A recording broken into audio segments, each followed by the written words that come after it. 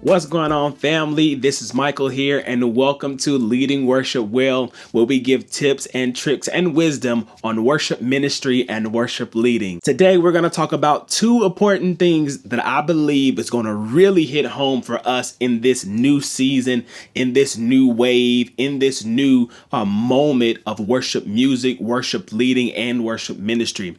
One of those is uniqueness.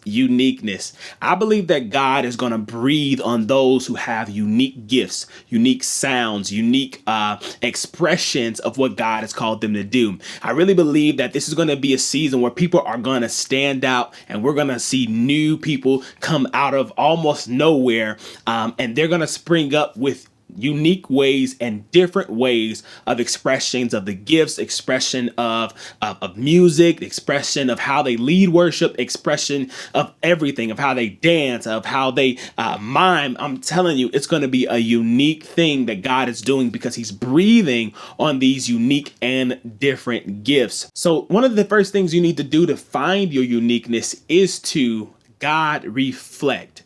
I know some people tell you, hey, if you want to find out your destiny, your purpose, you want to find out what's going on, you need to self-reflect. But I'm going to turn that around and say you need to God reflect. You need to go back and remember and think of all of those things that he spoke about you. You need to go back and get your book of prophecies, get your book of dreams, go back and talk to your parents, go back and talk to your family about what God has said about you. He said in his word, before you were formed in your mother's womb, that I knew you and called you to be a prophet to the nations. So God has things already set in stone about you. He has plans for how your life should be laid out. So go and find out what God is saying about you. That's one way to find out your uniqueness. All right. Second thing that I believe that God is going to be heavily breathing on, and it's going to be very, very, very important, is to be anointed. There's going to be no room, and I don't mean this with any disrespect, but there's going to be no room for those who have no authentic anointing.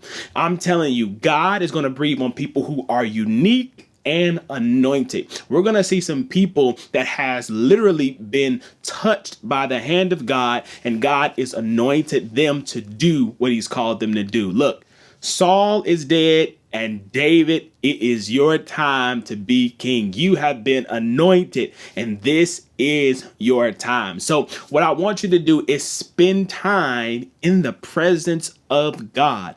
You spend time in the presence of God, and you walk and you do what he's called you to do. That's one of the ways that I believe that God's anointing, his grace, and his favor is going to fall upon you. All right. So you're going to need to be unique, and you're going to need to be anointed. Now, look, I know some people out there that are saying, hey, Mike, I have this uniqueness. I have this anointing. I don't know what to do with it. I don't know how to unleash my authentic sound. I don't know how to unleash the real me. I don't know how to unrelease what God has given me. Hey, I'm going to give you something that I believe is going to help you unleash your authentic sound. And the funny thing about it is that's the name of this course. It's called Unleashing Your Authentic Sound. You can click the link below, get access to this course. It's going to teach you how to find out what God is saying about you. It's going to teach you how to fall in love with your uniqueness, fall in love with your difference. And it's also going to teach you how to get it out and what to do with it. All right. Click the link below,